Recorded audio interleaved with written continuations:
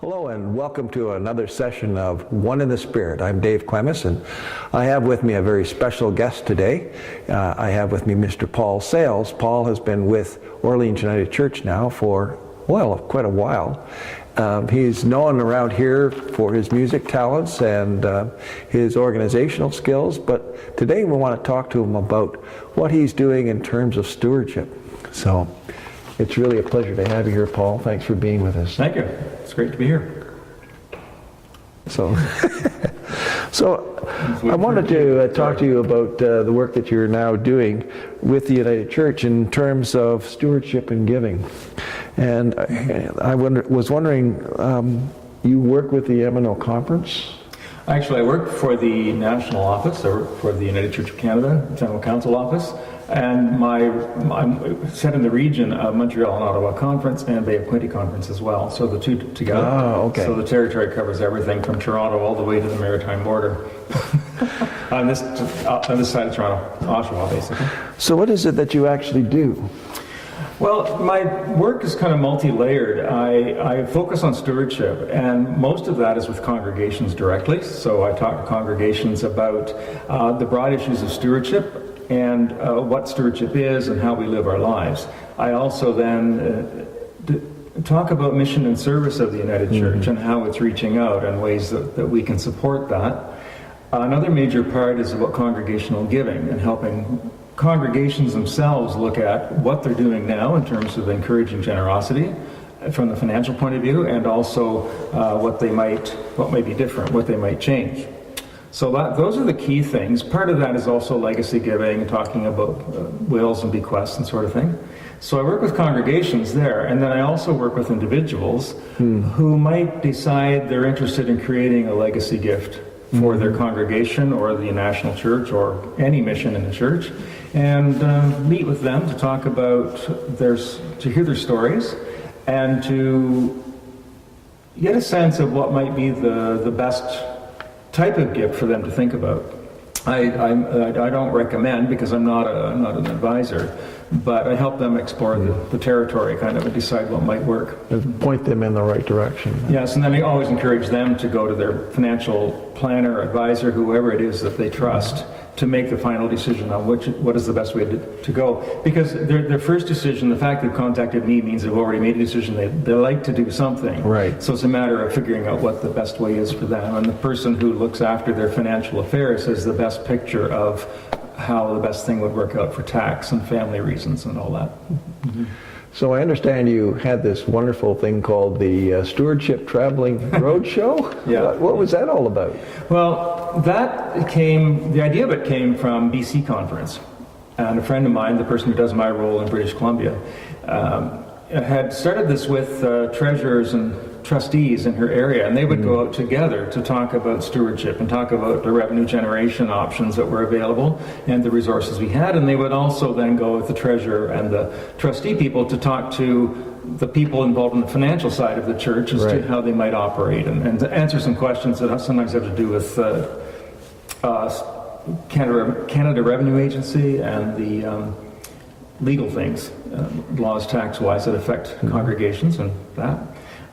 So it came from there, and I proposed it to the Montreal and Ottawa Conference Stewardship Committee, and we put together a plan that looks at stewardship in a really broad way. So we're looking at environmental stewardship, we're looking at revenue generation, the financial stewardship, we're looking at stewardship of our lives, and again, mission and service, and that's a big expression of that. Right. And the other thing we decided to do was also then include an open session, panel discussion, where encourage treasurers and trustees to come along as well, and they could ask questions of people we had there about issues they were facing in the congregation, things like, what do we do with our cemetery, or how do we give receipts for this, and that sort of thing.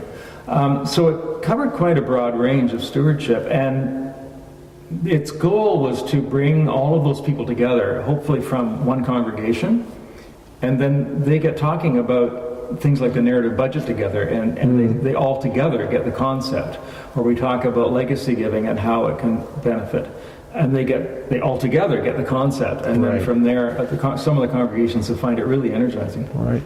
So you've been to several churches here in our own presbytery, right? Yeah. Yeah. So what are some of the surprises or issues that you encountered when you visited some of these other places? I would say the biggest issue, well, there's one that's an overall issue which goes with all kinds of established organizations, is the resistance to change, and so often the resistance to look at something in a new way or find a new way to do things. What I think that the extension of that then is that I discovered very early on, I've been at this job for 13 years now, almost 13, and figured out very early on that congregations really don't see themselves as charitable organizations in competition with other charitable organizations. And that restricts not just how they see themselves, but how they present themselves. And so they assume, for example, that their only audience for what they're doing is in the congregation.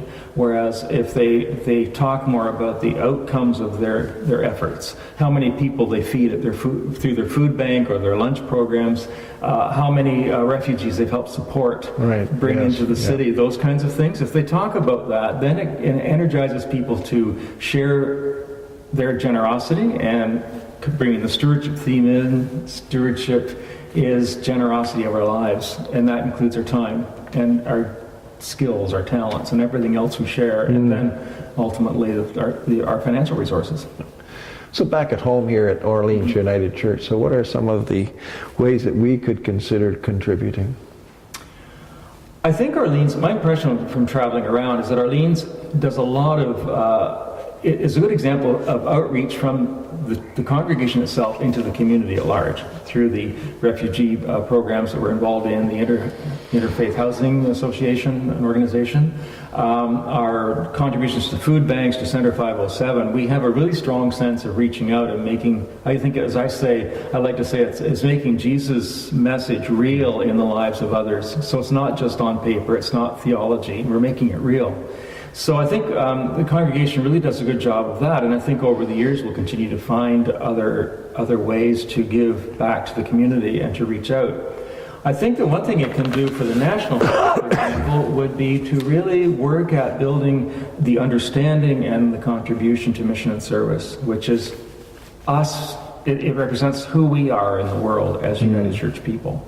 Everything it does is based on our sense of theology, our sense of justice, our sense of peace and reaching out to others. So I think that could be a big way that we could reach out and be into the world, into the larger church.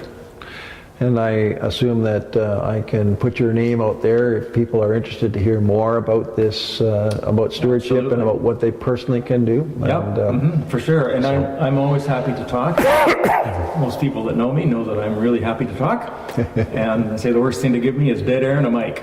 And, I'm always willing to talk about. I found in my years, starting from here at Orleans United in 1992, I think it was when we arrived, my passion, I guess, for the United Church of Canada as a whole has just built and built and built over the years. That I just love to talk about it, talk about the wonderful things we do, right from the congregation level, like our own Orleans United, to the presbytery conference levels, and the things that we do that really help make a difference in people's lives around the world. I'd like to thank you very much for being here today. It was really a pleasure, and I think there's lots of food for thought for people out there as well. And so we'll have to have you back again sometime to talk about some of your other exploits, but I really do appreciate you coming in for this. So great, it's been a pleasure. Now, if you would like some more information about what Paul has been talking about, I'm going to leave Paul's email address up at the end in the credits. And if you have any comments or questions about this show, or if you have suggestions for future shows, please send them to me and or contact Kim at the office at the church.